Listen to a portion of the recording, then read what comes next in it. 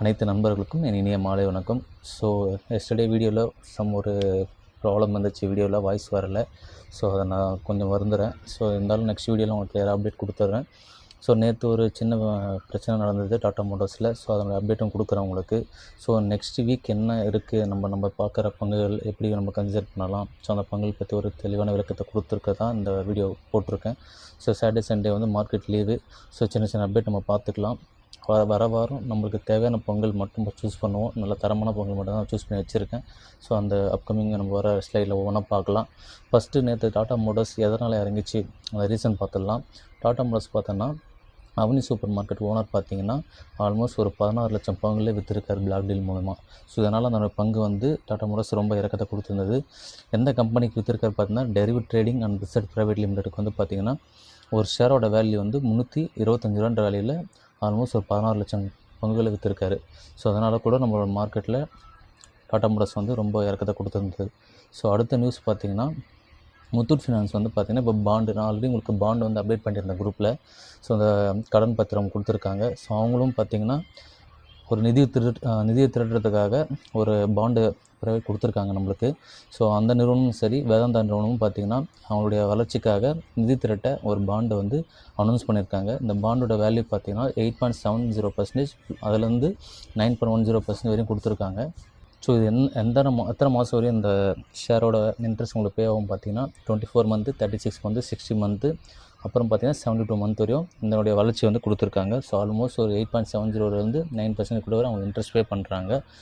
So almost பார்த்திங்கன்னா 2 பங்குமே பார்த்திங்கன்னா உங்களுக்கு அந்த கடன் பத்திரத்தை கொடுத்துருக்காங்க. இந்த சர்வுக்கு 23ஆம் தேதி வரையும் நம்மளுக்கு கொடுத்துருக்காங்க. ஸோ இதை கரெக்டாக ஃபாலோ பண்ணுங்கள். உங்களுக்கு வேணும்னா பாண்டுக்கு இன்வெஸ்ட் பண்ணுறவங்களுக்கு தாராளமாக இன்வெஸ்ட் பண்ணுங்கள். ஸோ இது பார்த்திங்கன்னா ஆல்மோஸ்ட் ஒரு 2500 கோடி பார்த்தோன்னா இந்த கடன் பத்திரத்தை வெள்ளிக்கிழமையும் உங்களுக்கு கொடுத்துருக்காங்க. ஸோ நல்லா வாட்ச் பண்ண தெரிஞ்சிருக்கும். இந்த ரெண்டு பங்கோட கடன் பத்திரத்தை பாருங்கள். பார்த்துட்டு உங்களுக்கு ஓகேனா இன்வெஸ்ட் பண்ணுங்கள், இல்லைனா வேண்டாம். ஸோ இதில் கம்மியான இன்ட்ரெஸ்ட் தான். பட் உங்களுக்கு வேணும், எனக்கு ஃபிக்ஸடாக ஒரு அமௌண்ட் வரணும்னா பாண்டில் இன்வெஸ்ட் பண்ணுறதுக்கு தாராளமாக உள்ளே போகலாம். ஸோ அடுத்து பார்த்தீங்கன்னா இன்றைக்கி நம்ம அப்டேட்குள்ளே போகலாம். வர வாரம் நமக்கு தேவையான பங்குகள் எப்படி சூஸ் பண்ணணும், ஸோ எந்தெந்த பங்குகள் நம்ம ஃபோக்கஸ் பண்ண மட்டும் அப்டேட் பண்ணுறேன். அதை ஒவ்வொன்றா பாருங்கள். ஃபஸ்ட்டு பங்கு பார்த்திங்கன்னா டாட்டா மோட்டார்ஸ் பேசஞ்சர் வெஹிக்கிள் தான். ஸோ ஆல்மோஸ்ட்டு வெள்ளிக்கிழமை பார்த்திங்கன்னா 314 ரூபா க்ளோசிங் கொடுத்துருந்துச்சு. ஸோ என்ன ரீசன் உங்களுக்கு அப்டேட் பண்ணியிருக்கேன். ஸோ அதானே சொல்லிட்டேன். DMart owner விற்றுருக்காரு. ஆல்மோஸ்ட் ஒரு 14 லட்சம் பங்குல விற்றுருக்கனால தான் இந்த வேல்யூ சரிஞ்சிருக்கு. ஸோ இந்த மாதிரி ஆப்பர்ச்சுனிட்டியாக நம்ம வெயிட் பண்ணோம். ஸோ நல்ல லெவலில் வந்திருக்கு பங்கு. ஸோ ஒவ்வொரு பங்கு நம்ம இப்படி தான் சூஸ் பண்ணணும். இந்த லெவலில் கன்சிடர் பண்ணுறோன்னு நினைக்கிறவங்க தாராளமாக கன்சிடர் பண்ணலாம். ஸோ நல்ல லெவலில் வந்திருக்கு Tata Motors passenger vehicle. So wait பண்ண வேண்டாம். அடுத்த வீக் எப்படி வரும் பாருங்கள். பார்த்துட்டு தெளிவான முறையில் கன்சிடர் பண்ணுங்கள். அவசரப்பட்டு நல்ல பீக்கில் வாங்காதீங்க. அடுத்த வீக் எப்படியும் இறங்க வாய்ப்பும் அதிகம். ஸோ வெயிட் பண்ணி பார்த்துட்டு அகைன் உள்ளே போங்க. அடுத்த பங்கு பார்த்திங்கன்னா M&M, அதாவது Mahindra and Mahindra finance, Mahindra and Mahindra Motors. So இந்த கம்பெனி பார்த்திங்கன்னா ஆல்மோஸ்ட் 2931 ரூபா க்ளோசிங் கொடுத்துருந்துச்சு. ஸோ இதையும் வாட்ச் பண்ணிகிட்டே இருங்க. ஸோ அடுத்த லெவல் இன்னும் கரெக்ஷன் எதிர்பார்க்குறேன் நான். ஸோ ஆட்டோ செக்டர் ஆல்மோஸ்ட் போன வீக் எல்லாமே இறக்கத்தை தான் கொடுத்துருந்தது. ஸோ அதனால் தான் இன்றைக்கி ஃபஸ்ட்டு பார்த்தீங்கன்னா ஆட்டோ செக்டர் ஃபினிஷ் பண்ணிவிட்டு அகைன் நம்மளுக்கு தேவையான சில பங்குகள் மட்டும் நான் டச் பண்ணியிருக்கேன். ஸோ இந்த பங்கையும் வாட்ச் பண்ணுங்கள். நல்ல லெவல் வந்துட்டுருக்கு. ஸோ இன்னும் கரெக்ஷன் கொடுத்துச்சுன்னா கம்பல்சரி உள்ளே போங்க. அது வரையும் வெயிட் பண்ணுங்கள். நல்ல பீக்லேருந்து கரெக்ஷனாக இருக்குது. அடுத்த ஒரு டீப் நடந்துச்சுன்னா நல்ல ஒரு ரெசிஸ்டன்ஸ் சப்போர்ட் கொடுத்துச்சுன்னா ஒரு 2400 கீழே போச்சுன்னா கம்பல்சரி நல்ல பையிங் இது. மிஸ் பண்ணாமல் இந்த பங்கையை வாட்ச் பண்ணிகிட்டே இருங்க. நல்ல லெவல் கன்சிடர் பண்ணுங்கள். அடுத்த பங்கு பார்த்தா டிவிஎஸ் மோட்டார்ஸ். நிறைய பேர் இதை ஃபோக்கஸ் பண்ணுறாங்க. ஸோ இந்த பங்கும் வாட்ச் பண்ணிகிட்டே இருங்க. ஆல்மோஸ்ட் நேற்று 3324 ரூபா க்ளோசிங் கொடுத்துருந்துச்சு. ஸோ இன்னொரு லெவல் கரெக்ஷன் எதிர்பார்த்துட்ருக்கேன். பட் இந்த லெவலில் நீங்கள் கன்சிடர் பண்ணுற லெவல் தான். ஸோ வெயிட் பண்ணி பாருங்கள். லாங் டேர்முக்கு நல்ல ஸ்டாக்கு. அவசரப்பட்டிங்கன்னா நீங்கள் கம்பல்சரி இந்த மாதிரி பங்கெல்லாம் பிடிக்க முடியாது. வெயிட் பண்ணி கரெக்டான லெவல் வரும்போது பிடிங்க. ஸோ நல்ல லெவலில் கிடச்சிருக்கு நம்மளுக்கு. ஸோ அடுத்த கரப்ஷனுக்காக வெயிட் பண்ணுறேன். நானும் நல்ல கரப்ஷன் நான் உங்களுக்கு அப்டேட் பண்ணுறேன். அதுக்கப்புறம் நீங்களும் கன்சிடர் பண்ணலாம். ஸோ வெயிட் பண்ணி பார்த்துட்டு அனலைஸ் பண்ணிவிட்டு உள்ளே போங்க. அவசரப்படாமல் பொறுமையாக ஒவ்வொரு பங்கையும் சூஸ் பண்ணுங்கள். அடுத்த பங்கு பார்த்தீங்கன்னா ஹீரோ மோட்டார் கேப். ஆல்மோஸ்ட் இதில் நல்ல பீக்கில் இருக்குது. ஸோ இன்னொரு நல்ல லெவல் கரெக்ஷன் எதிர்பார்த்துட்டு இருக்கேன்.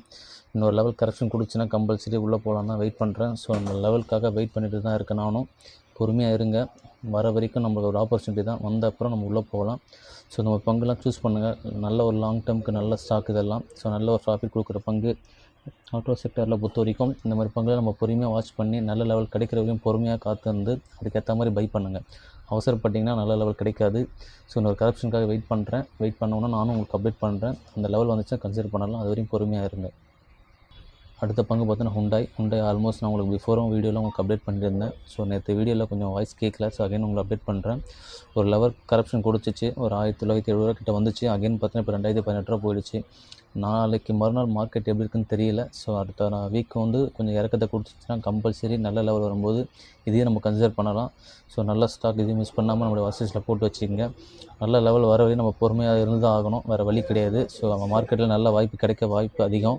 ஸோ ஒவ்வொரு மார்க்கெட் பொறுத்த வரைக்கும் ஒவ்வொரு டைம் நம்மளுக்கு ஏதாவது ஒரு ஆப்பர்ச்சுனிட்டி கிரியேட் ஆகிட்டு தான் இருக்கும். அந்த ஆப்பர்ச்சுனிட்டி பிடிச்சா மட்டும் போதும், நல்ல ப்ராஃபிட் நம்ம பார்க்கலாம். அது வரையும் பொறுமையாக இருங்க.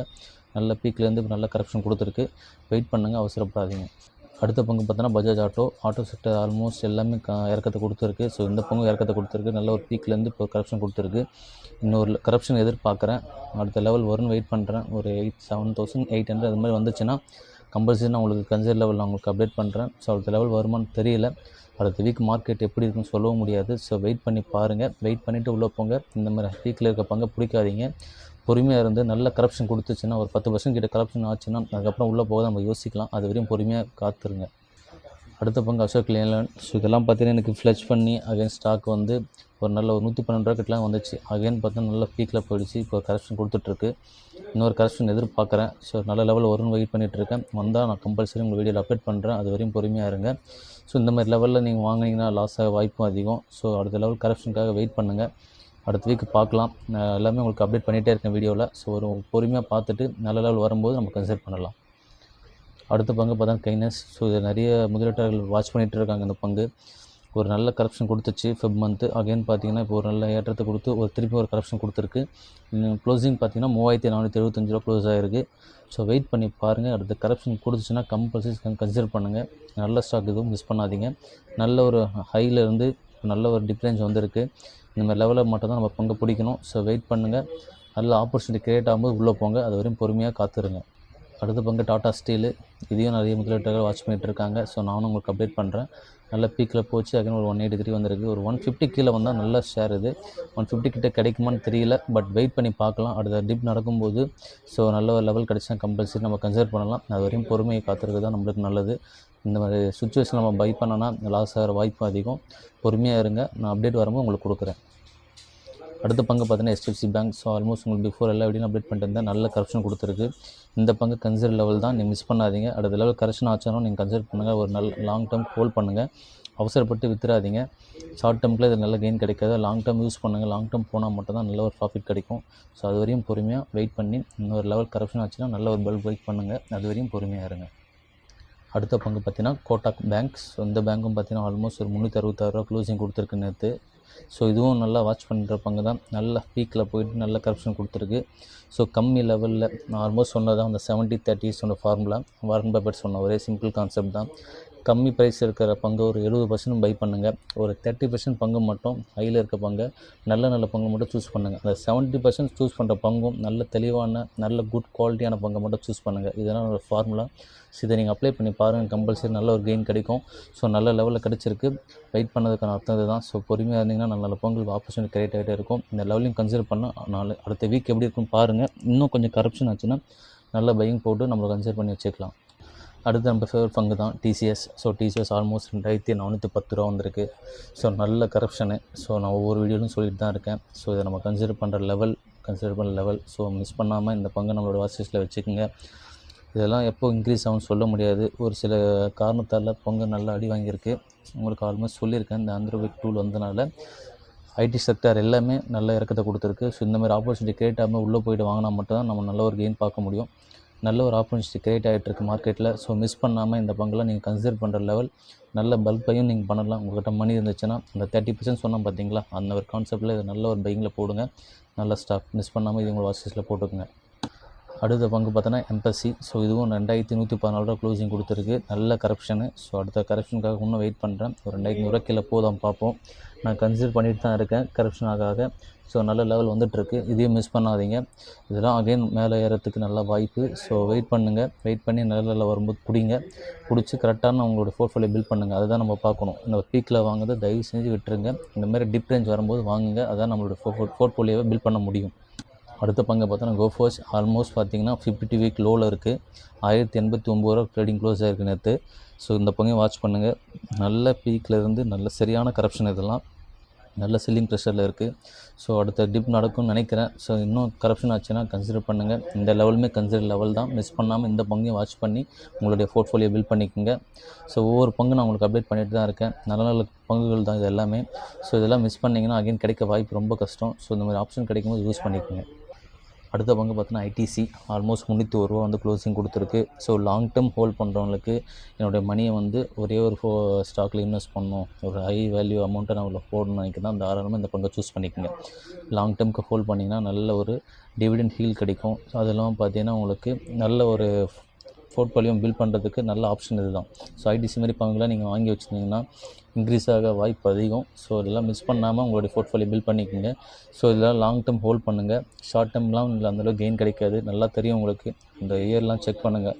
எல்லாமே பார்த்தா ஆவரேஜ் தான் இருந்துச்சு. ஸோ அகைன் நல்ல ஒரு டிப் ரேஞ்ச் கிடச்சிருக்கு.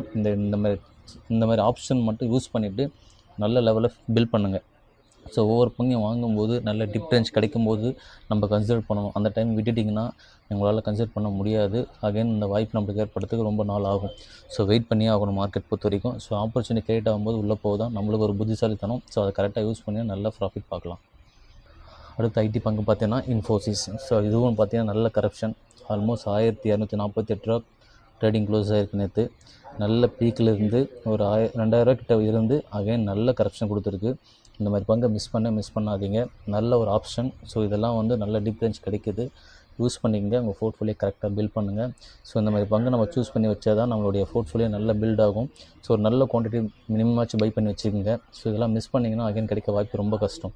ஸோ ஒரு பங்கு பொறுத்த வரைக்கும் நம்ம தெளிவாக சூஸ் பண்ணும்போது அதனுடைய எல்லா பேராமீட்டரும் செக் பண்ணுங்கள். சரிங்களா? உங்களுடைய ப்ராஃபிட் அண்ட் க்ரோத் ஆஃப்டர் 5 இயர்ஸ்க்கு என்ன பண்ணுவாங்க. ஸோ எல்லாத்தையும் செக் பண்ணிவிட்டு எந்த பங்கு தான் சூஸ் பண்ணுங்கள். அந்த மாதிரி நான் சூஸ் பண்ண பங்கு தான் இது. நல்ல ஒரு பங்கு இன்ஃபோசிஸ். ஸோ மிஸ் பண்ணாமல் உங்களோட வாட்சிஸில் போட்டு தைரியமாக கன்சிடர் பண்ணலாம். இல்லை கன்சிடர் லெவலில் தான் இருக்குது. அடுத்த பங்கு பார்த்தோன்னா ஏஷியன் பெயிண்ட். ஸோ ஆல்மோஸ்ட் 2196 ரூபா க்ளோசிங் கொடுத்துருக்கு. ஸோ இந்த பங்கையும் வாட்ச் பண்ணுங்கள். நல்ல ஹையிலேருந்து நல்ல கரப்ஷன் கொடுத்துருக்கு. ஸோ இதை மிஸ் பண்ணிங்கன்னா அகைன் இது பீக்கில் போக வாய்ப்பு அதிகம். ஸோ நல்லா வாட்ச் பண்ணி இதையும் கன்சிடர் பண்ணுங்கள். கன்சிடர் லெவலில் தான் இருக்குது. மிஸ் பண்ணாதீங்க. இந்த பங்கையும் உங்களுடைய வாட்சிஸ்லேயும் போட்டு வச்சுக்கோங்க. ஸோ இது மாதிரி பங்குகள் நம்ம தெளிவாக கொடுக்குறோம். நண்பர்கள் யூஸ் பண்ணிப்பீங்கன்னு நினைக்கிறேன். ஸோ இந்த மாதிரி ஆப்ஷன் கிடைக்கும்போது யூஸ் பண்ணிக்கோங்க. போர்ட்ஃபோலியோ இப்படி தான் நம்ம பில்ட் பண்ணணும். பீக்கில் வாங்குறத தவிர்த்துட்டு இந்த மாதிரி டிப் ரேஞ்ச் கிடைக்கும் போது தான் நம்ம வாங்கணும். அடுத்த பங்கு பார்த்தோன்னா பர்கர் பெயிண்ட்ஸ். இதுவும் நல்ல கரப்ஷன் கொடுத்துருக்கு. ஆல்மோஸ்ட் நல்ல ஹைலேருந்து நல்ல கரப்ஷன் கொடுத்துருக்கு. 407 ரூபா க்ளோசிங் கொடுத்துருக்காங்க. ஸோ இதையும் உங்களோட வாட்சிஸில் செக் பண்ணுங்கள். இதையும் நீங்கள் கன்சிடர் பண்ணுற லெவல் தான். சரி, நீங்கள் வாங்கி வச்சுக்க அட்லீஸ்ட் ஒரு மினிமம் கொண்டாச்சு வாங்கி வச்சுக்கோங்க. ஸோ அப்போ தான் நம்மளுடைய லெவல் தெரியும் உங்களுக்கு. என்ன பட்ஜெட்டில் நம்ம வாங்கியிருக்கோம், என்ன லெவல் இன்க்ரீஸ் ஆகிருக்கு. ஒரு மினிமம் குவான்டிட்டி வாங்கி வச்சுருந்தீங்கன்னா உங்களுக்கு தெரியும். ஒவ்வொரு ஸ்டாக்கை பொறுத்த வரைக்கும் அப்படி தான் நான் வாங்குவேன். ஸோ ஒரு மினிமம் குவான்டிட்டி வாங்குவேன். ஸோ நல்ல லெவல் கரப்ஷன் ஆச்சுன்னா அகைன் நான் உங்களுக்கு பல்க் பை பண்ணுவேன். ஸோ அதையும் நீங்கள் ஃபாலோ பண்ணாலும் பண்ணலாம். இல்லை உங்களுடைய ஓன் வே என்ன மாதிரி இருக்கோ அதுக்கேற்ற மாதிரி பார்த்து பண்ணுங்கள். நான் உங்களுக்கு தெளிவான பங்கை மட்டும் அப்டேட் கொடுத்துட்டே இருக்கேன். ஸோ ஒவ்வொன்றும் உங்களுக்கு யூஸ்ஃபுல்லாக இருந்துச்சுன்னா பாருங்கள். உங்களுக்கு அது பிடிக்கல அப்படி இல்லைன்னா நீங்கள் வேறு பங்கு கூட சூஸ் பண்ணிக்கோங்க. அடுத்த பங்கு பார்த்தீங்கன்னா ஜியோ ஃபினான்ஸ். ஆல்மோஸ்ட் 235 ரூபா வந்து க்ளோசிங் கொடுத்துருக்கு. ஸோ இந்த பங்கும் பார்த்தீங்கன்னா நல்ல ஹைலேருந்து நல்ல கரப்ஷன் கொடுத்துருக்கு. இதையும் கன்சிடர் லெவல் தான் நான் பார்க்குறேன். ஸோ உங்களுக்கு தெரிஞ்சிச்சுன்னா அப்டேட் பண்ணுங்கள். அடுத்த லெவல் சப்போர்ட் பார்த்தீங்கன்னா ஒரு 200 ரூபா கீழே வந்துச்சுன்னா நல்ல சப்போர்ட். ஸோ அந்த லெவல் வருமானு தெரியல. நெக்ஸ்ட் வீக் பார்க்கலாம். இன்னும் கரப்ஷன் கொடுத்தா நான் உங்களுக்கு அப்டேட் பண்ணிகிட்டே இருக்கேன் வீடியோவில்.